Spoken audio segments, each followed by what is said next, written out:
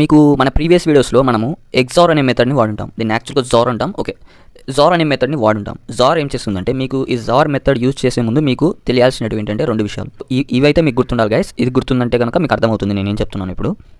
So ఇప్పుడు నేనేం చేస్తానంటే వాడిచ్చిన అర్రేని ఒకసారి నేను ఇటరేట్ చేస్తాను.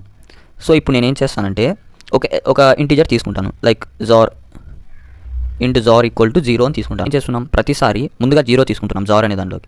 0 తీసుకొని ప్రతిసారి ఒక్కొక్క ఎలిమెంట్ని జార్ చేసుకుంటూ వస్తున్నాం. సో ఇక్కడ మనకి ఏమవుతుందంటే మీరు బాగా గమనించినట్టయితే 1 జార్ 1 ఏమవుతుంది, ఇది 0 అవుతుంది.